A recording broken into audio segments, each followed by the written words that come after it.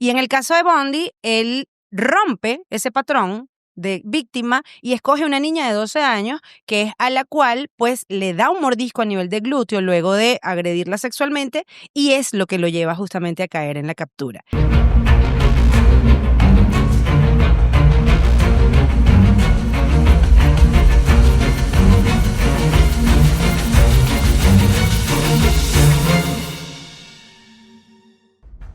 Bienvenidos a Entre Crímenes Podcast, el podcast realizado para que te enteres qué es lo que hay detrás de un crimen. Hoy es nuestro episodio número 4, estamos muy contentos y vamos a cumplir lo que ofrecimos. ¿Cómo estás, Javier? ¿Cómo estás, Cristina? Excelente. Saludo a la audiencia, bienvenido nuevamente a este espacio en el que compartiremos conocimientos jurídicos, haremos verdaderamente una tertulia jurídica para hablar sobre temas relacionados con el derecho penal y ciencias accesorias.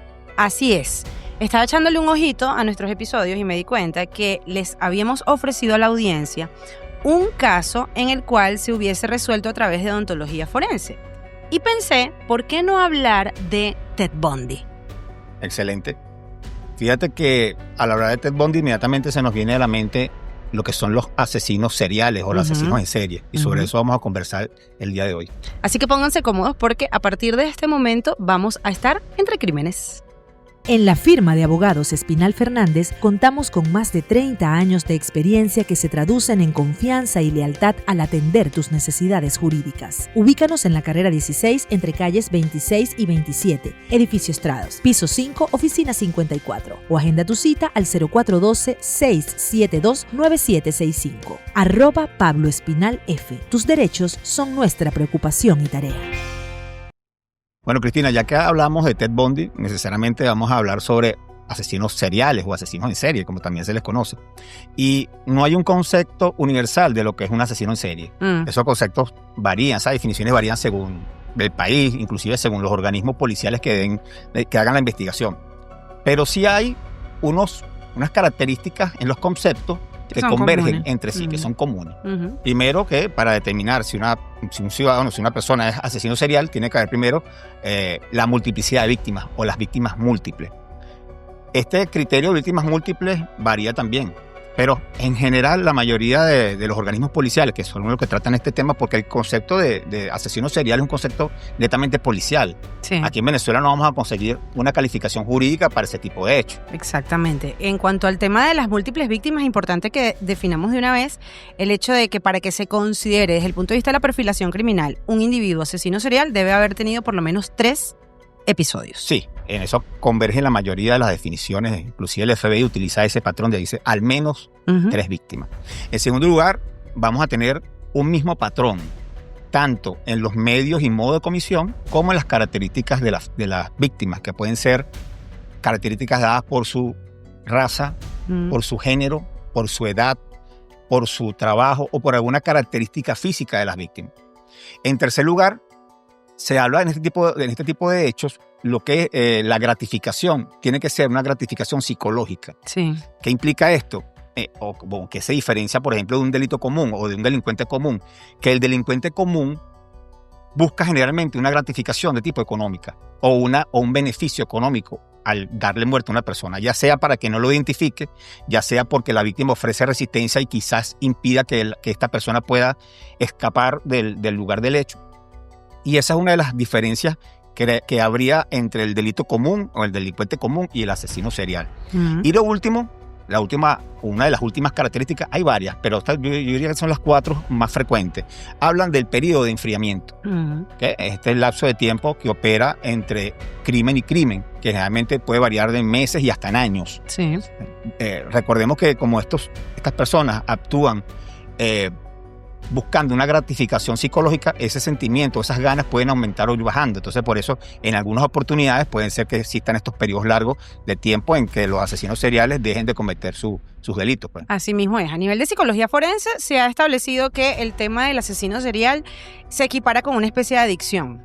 Y en este sentido, me encanta que hayas hablado del periodo de enfriamiento porque es algo que ni siquiera el propio asesino lo puede determinar. En el caso de Bundy, es uno de los más interesantes a nivel de nuestra historia contemporánea porque tenemos una causa aparentemente conocida de aproximadamente 35 víctimas, pero estamos hablando de que probablemente fueron muchísimas más.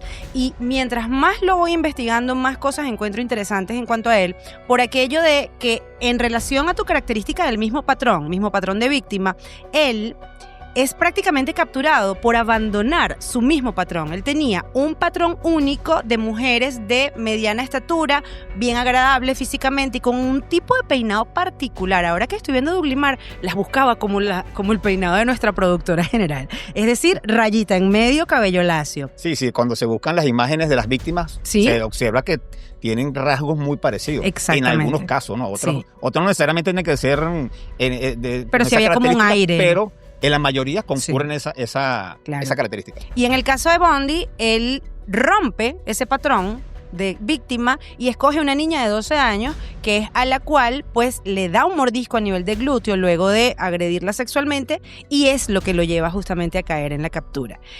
Cuando haces referencia al tema de la gratificación psicológica, en el caso de Bundy particularmente hay un elemento súper interesante de su historia de vida y que tiene que ver con el hecho de que él se dio cuenta prácticamente entrando ya en la adolescencia que no era hijo de sus abuelos.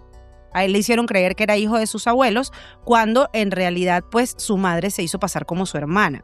Y así las cosas, darte cuenta de que no perteneces a donde crees, yo creo que es uno de los componentes psicológicos más detonantes de este tipo de individuos. Sí, ciertamente. Háblanos un poco acerca de esa historia, de cómo se le da captura a Ted Bundy. Sí, a Bundy se le captura a finales de los 70. Bueno, se le capturó varias veces porque de hecho este hombre particularmente tuvo 2 escapatorias de las privativas de libertad, bien interesante. Pero se le captura por prácticamente una tontería, por un tema de una multa de tránsito. Y en una primera oportunidad cuando se le captura tenía un problema al manejar. De hecho, por ahí hay unas corrientes que dicen que como tú veas a una persona conduciendo puedes sacar algunos rasgos de su personalidad. Y este hombre no respetaba las señales de tránsito, el tema del exceso de velocidad y tal. Lo detienen por esta razón y cuando le abren la maletera encuentran algunos elementos propios de los que utilizaba para los crímenes, tales como una máscara, cuestiones para atar las manos y todo esto. En esa primera oportunidad solamente lo detienen por sospechoso de asaltos, más no tenían más nada. Lo dejan ir. Luego lo vuelven a detener por ubicarlo desde el punto de vista criminalístico en varios sucesos en donde ya estaban buscando a un tal Ted que tenía algunos homicidios, pero allí se escapa y luego la tercera y última, que como bien dicen a la tercera va la vencida, es porque se lograron tener todos los elementos forenses de los que les trataremos de hablar el día de hoy. Él andaba en un vehículo Volkswagen. Ajá, le encantaban ese tipo de vehículos, eran los que usaban en su infancia. Una pregunta, Cristina, ¿tienes conocimiento si Ted Bundy tenía el llamado gen agresivo o el llamado gen agresivo? El gen MAOA. El MAOA, el gen... O el gen AMOA. Asesino, que le denomina alguno. O gen del guerrero. Ajá. Sí. Fíjense que una de las cosas que yo lamento mucho de las penas de muerte es el hecho de que le prohíben o le quitan a la ciencia la posibilidad de estudiar este tipo de individuos. Lamentablemente, cuando hicieron o lo llevaron a la silla eléctrica, creo que fue en el 89, no habían realizado estos hallazgos. Y seguro estoy de que habría sido súper interesante desde el punto de vista criminológico encontrar algunos rasgos interesantes en él. Lo que sí creo, por los patrones de falta de empatía, impulsividad y agresividad, es que quizás el gen conocido como CDH13, que está relacionado con estos impulsos de agresividad y toda esta cosa, pudo haber estado presente en él. Cristina, la casi psicólogo. Ajá. Bueno, sobre este gen de agresividad o el gen asesino que llaman a otras personas, es interesante todo lo que hay detrás de esto, todos los estudios que se están llevando a cabo para establecer perfiles criminológicos de las personas, ¿no?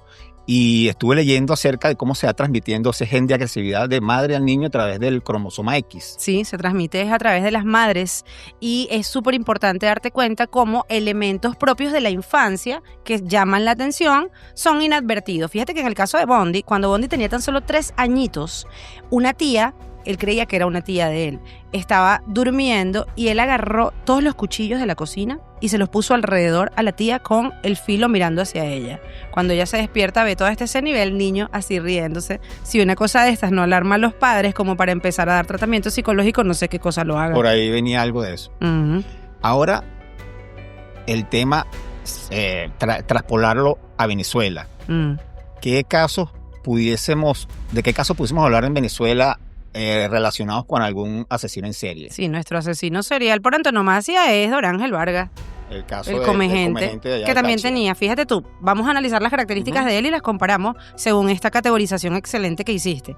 En primer lugar, tenemos víctimas múltiples, fueron muchas, y el patrón común era que eran hombres. Hombres. Se No habla le de gustaban 10, las mujeres. Se habla de al menos 10 Ujú. 10 víctimas que eran hombres. Exactamente. Además, Dorángel, que tenía, desde el punto de vista de la gratificación psicológica, él decía que había como una especie de profilaxia en su actuación, ¿no?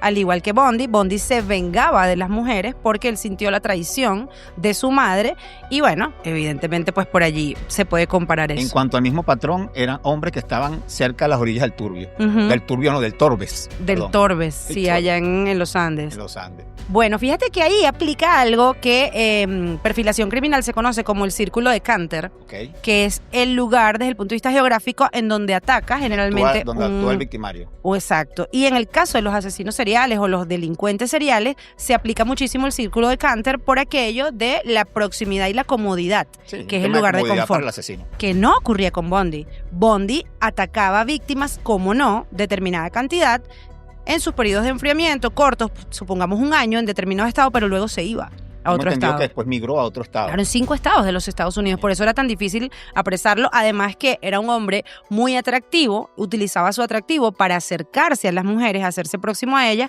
y toda la capacidad de manipulación que tenía, en primer lugar producto de su belleza, que ojo, reconozcamos las chicas que un hombre atractivo se acerca a nosotros a pedirnos ayuda con un yeso y bueno, difícilmente le vamos a decir que no. Pero además de esto tenía la capacidad de convencer porque había estudiado psicología y había estudiado derecho. No terminó ninguna de las dos carreras, pero por lo menos tenía una buena oratoria. Muy persuasivo. Ujú. Bueno, fíjate, analizando este tipo de conductas para aplicarlas en nuestro ordenamiento jurídico, estamos analizando un poco ese tema de cuál pudiese ser una calificación jurídica para ese delito aquí en Venezuela, porque una calificación jurídica para ese tipo de hechos sería, no pudiéramos establecer, no pudiéramos ponerle un nomen juris No tenemos nomen juris para un asesino serial. serial. Claro. Sería, en todo caso, ¿qué opinas tú? ¿Un homicidio intencional calificado? Sin duda, y lo que habíamos hablado del concurso real, porque ¿cómo vamos a dejar al resto de las víctimas? Acá siempre se crea una discusión bien interesante que tiene mucho que ver con el tema ético, el tema dogmático, de la necesidad de penas acumulativas, el hecho de que nuestra pena máxima sea de 30 años. ¿Cuál es el artículo de la Artículo Constitución? 44 de la Constitución. Ok, 44.3. Exactamente. Excelente, gracias, inteligencia artificial, que nos lo dijiste antes del programa. Pero en Para realidad... inclusive Claro.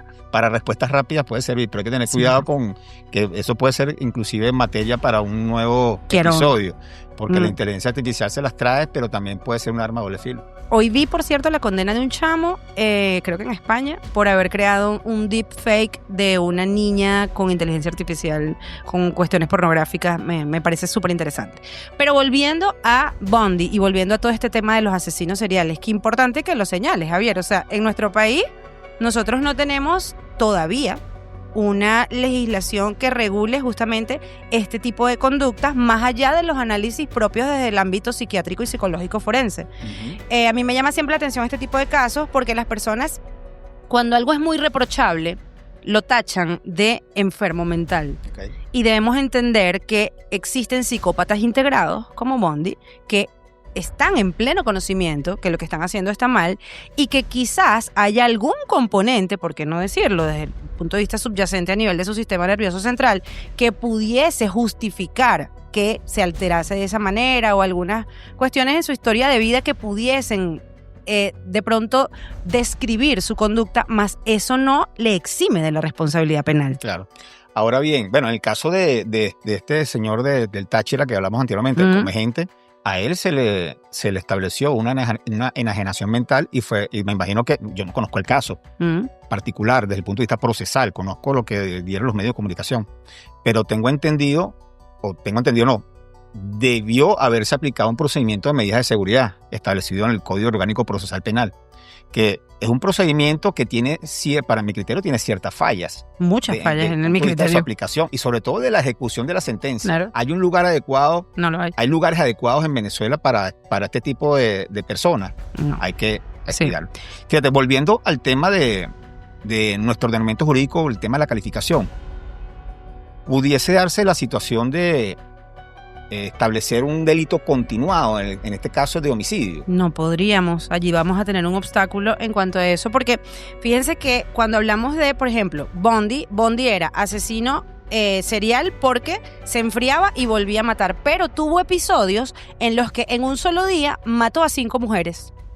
¿Sabes? Entonces, en este sentido, allí, ¿qué diríamos en cuanto a la continuación de la misma conducta? El problema ahí es con el tipo penal. Claro, aquí en Venezuela existen los delitos continuados, pero el homicidio no pudiese ser un delito continuado por la misma concepción del homicidio. No se puede matar varias veces a una persona. Claro. Entonces es un delito que se considera delito instantáneo. O sea, se dio muerte a la persona ya o se atentó contra su vida y ya. Claro. Entonces no pudiéramos en Venezuela aplicar el delito continuado establecido en el artículo 99 del Código Penal. Tendríamos que irnos al concurso real de delitos, es decir, cuando una persona comete varios hechos punibles y cada uno de estos se castiga de conformidad con el Código Penal.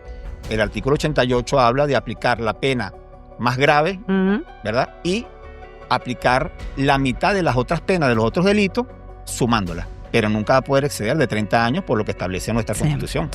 Y que es lo que muchas personas de pronto reniegan de nuestro sistema legislativo en cuanto al hecho de considerar o creer que a mayor cantidad de pena, menor acaecimiento de hechos punibles, lo cual desde el punto de vista criminológico, en mi criterio, no es así. No es la severidad de la sanción, sino la efectividad de la corrección. Sí, un tema de discusión que tiene decenas de años planteándose que si las penas más severas, las penas más duras, van a ayudar a bajar el índice delictivo.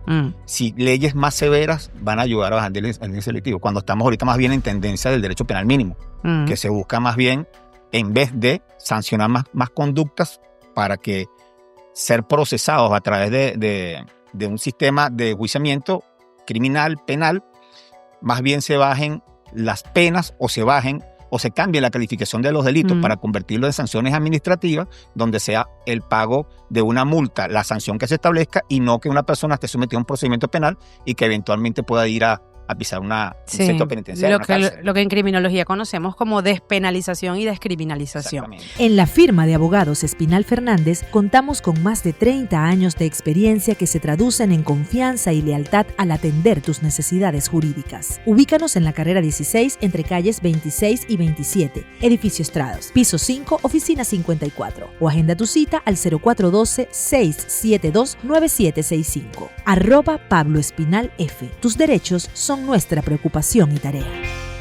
Volviendo a Bundy, me interesa que analicemos algunos aspectos criminalísticos. ¿Sabes que él atacaba a sus víctimas, sí las escogía por aquello del peinado y las características físicas, no sé qué, pero tenía cierto desorden en sus escenas del crimen? Es decir, no iba en muchos casos con un arma propiamente dicha, sino que la improvisaba. De hecho, su primera víctima conocida fue una estudiante de un campus universitario a quien agredió con la pata de la cama, es decir, rompió la pata de la cama, le dio a nivel de la región craneoencefálica y luego con ese mismo instrumento post-mortem se lo introdujo a nivel vaginal, porque las agredía, las mataba, por supuesto, las agredía sexualmente y luego dejaba como una especie de firma. Y su firma no era necesariamente a nivel vaginal, pero sí era la monstruosidad con la que trataba a las víctimas, siempre dejando la intención de alterar sus caras. O sea, siempre los golpes eran a nivel del rostro. Y tenía entonces él por decirlo de alguna manera, alguna gratificación de tipo sexual. Buscaba... Sí. Había un trasfondo sexual en los delitos de Ted Bundy. Totalmente. De hecho, las agresiones sexuales pre y post-mortem en él eran un patrón. De hecho, formaban parte incluso de lo que en algunas partes llaman como que su firma. Yo no lo considero la firma porque yo considero que la firma criminal debe ser idéntica, como una firma. A nivel de perfilación criminal, que estoy recientemente estudiando esto, pero cada vez me aproximo a darme cuenta de que sí debe ser una firma tal cual. Pero hay personas que dicen que la firma de Bundy era la agresión sexual. A mí me parece que forma parte del modus operandi. Fíjate una cosa interesante que estuve leyendo sobre el tema de los asesinos seriales, y es que en algunas oportunidades, una de las características que no es en todos, no se puede conseguir en todos los asesinos seriales, es que hay un reto siempre a la autoridad. Bueno, un reto siempre no. En algunos casos hay un reto a la autoridad. Okay. O sea, trata de descubrirme, trata de saber quién soy. Sí. Y, por ejemplo, en la sociedad norteamericana, o el caso de Norteamérica, que es el país que tiene la mayor cantidad de casos de asesinos seriales, creo que se habla más de 5.000 casos. Sí. está en el top 5 como el primer país. De segundo está Reino Unido, perdón, Rusia. De tercero, Reino Unido. En el cuarto está Japón. No lo pensaría. Y en el quinto está Sudáfrica. Entonces, habla sobre este reto a la autoridad. Fíjate que, trayendo a colación un caso muy famoso de Estados Unidos, no sé si lo conoces, el asesino del Zodíaco. ¿Lo escuchaste? Claro. De los años 60, 70, que nunca se pudo saber quién es esa persona. Y esa persona constantemente retaba a las autoridades policiales para ver si me descubre, si no me descubre. Porque lo que ocurría con el asesino del Zodíaco, a diferencia de Bundy, es que el asesino del Zodíaco tenía conciencia forense y sus escenas del crimen estaban prístinas, mientras que las de Bundy eran bastante desorganizadas. ¿Ok? En este sentido, lo que de pronto se curaba era de desaparecer él y de no permitir testigos, ¿sabes? En cuanto a la situación. De hecho, entró en una hermandad de estas propias de los Estados Unidos con la intención de atacar a 2 de las chicas que aparentemente dormían allí, pero luego vinieron 2 más, como a saludar a sus amigas, algo así, y bueno, terminó siendo un desastre. Bueno, fíjate que un hecho curioso, aquí hablando del asesino, de los asesinos en serie y del asesino del Zodíaco, como un hecho curioso, un dato curioso que estuve leyendo también. Este asesino del Zodíaco, que nunca se pudo determinar, hasta el momento no se pudo determinar quién era la persona, que resultó impune en los crímenes que cometió.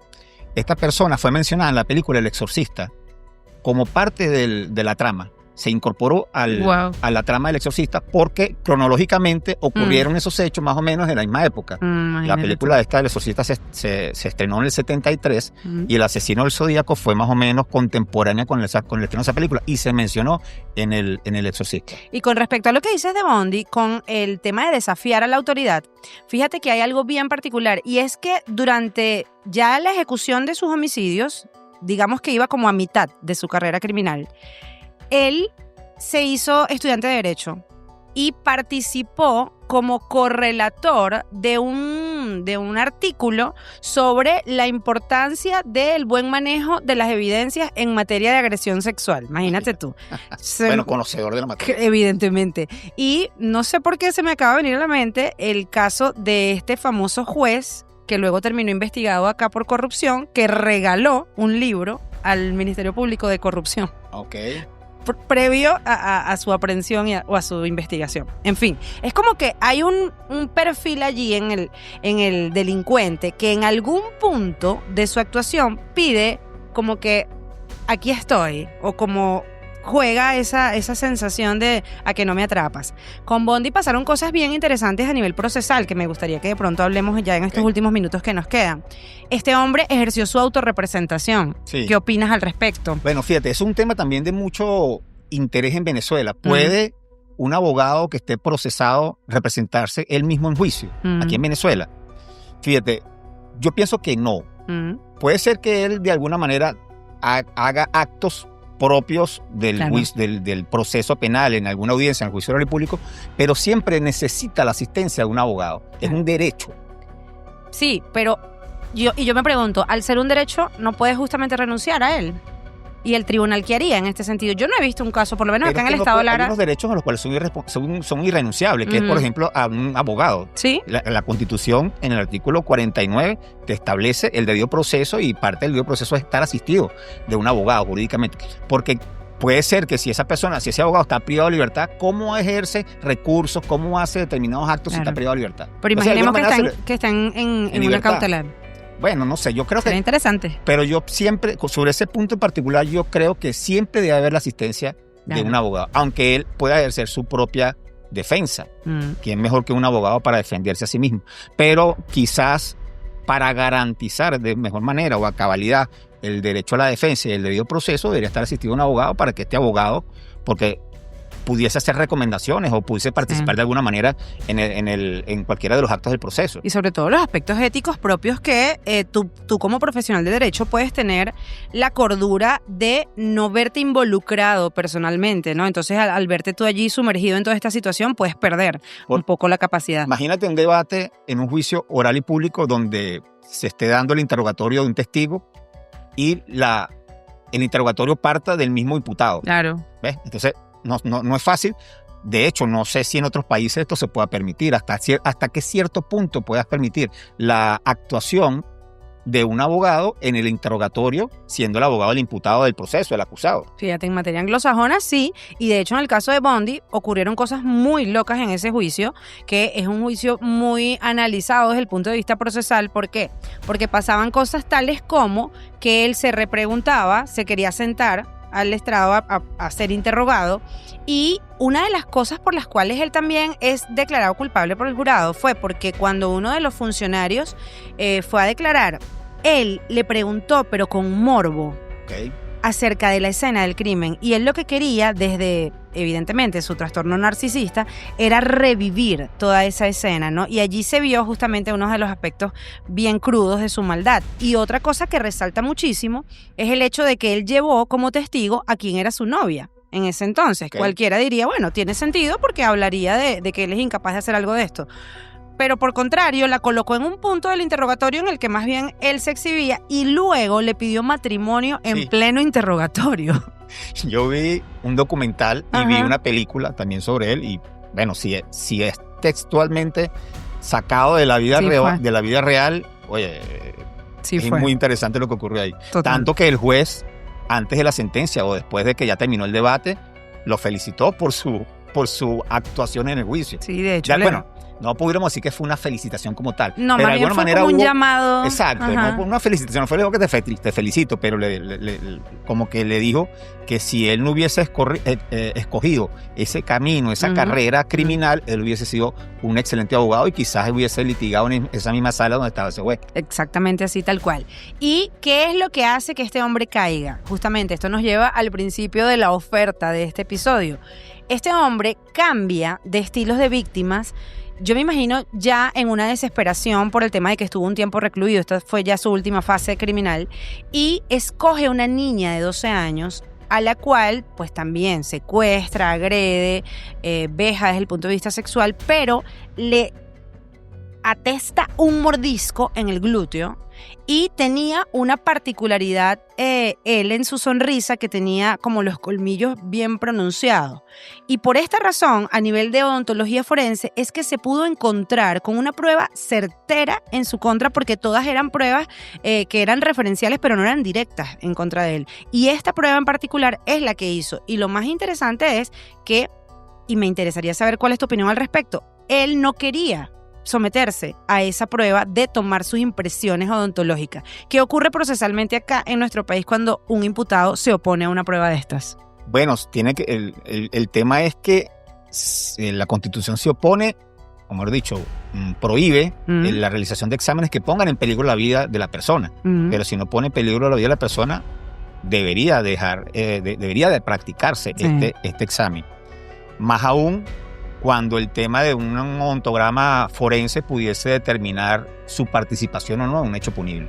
Porque fíjate, hay casos en los cuales, aunque la persona no quiera suministrar algún fluido corporal, existen otros medios para obtenerlo, ¿no? Entonces, en el caso de Ted Bundy, explícanos cómo fue ese procedimiento, que creo que fue un poco... También fue una cosa bien particular. Este hombre tenía unos rasgos narcisistas bien interesantes y él duró 10 años apelando a sus condenas, y entre una cosa y otra se prestó para muchas entrevistas y muchos documentales, y en una de estas le indicaron que necesitaban hacerle una nueva entrevista y establecieron como un set falso para que él se sentara y no sé qué, y detrás de él habían dos empleados que tenían la pericia para tomar esta muestra, y cuando él se sentó en la silla, pues prácticamente sin darse cuenta, lo echaron hacia atrás, le tomaron la muestra y fue lo que llevaron. Evidentemente todo esto estaba autorizado por el juez, solicitado por el fiscal y en virtud de la existencia de la marca en el cadáver de la niña. Claro, sí, es un tema interesante acerca de la oposición del imputado a, de alguna manera, prestar su cuerpo para determinados análisis. Hay que ver hasta dónde llegaría la protección constitucional y la protección procesal para una persona que se niega a contribuir con la investigación, haciéndose exámenes para la práctica de reconocimientos especiales, ADN, muestra de saliva, muestra de semen, muestra de sangre, etc. Antropometría y todo esto. Y yo creo que esto nos va a llevar a que el episodio número 5 sí sea sobre nulidades. nulidades en el proceso penal. Sí, fíjense que agradecemos muchísimo que todos ustedes nos estén haciendo preguntas tanto a nivel de las transmisiones de YouTube como a nivel privado, y Javier y yo consideramos que una de las formas en las que podemos interactuar es contestar esas preguntas en nuestro canal, así que envíennos todas las preguntas que tengan de este episodio o de cualquier otro y se las contestamos por ahí, y de repente sobre la base de eso vamos sacando nuevos episodios, ¿te parece? Por ahí tengo la participación de no menos de 5 abogados, abogadas, que han manifestado querer que ampliemos un poco más algunos aspectos de lo que ya hemos tocado. Bueno, eso lo podemos ir manejando a través del canal. Sí, claro, porque la idea es no hacer episodios repetidos, pero si ustedes insisten en un tema en particular, bueno, podemos hacer como que un episodio especial de eso. De verdad que el agradecimiento con todos ustedes por haber dicho que sí a esta propuesta, la invitación para la próxima semana para que continuemos viendo qué hay detrás de los crímenes, y yo como siento complacida de estar aquí. Gracias, Javier. Bueno, los invitamos para una nueva oportunidad. Vamos a estar conversando sobre temas muy interesantes y bueno, agradecidos por la sintonía, por la audiencia y por su interacción. Bye, bye. Chau.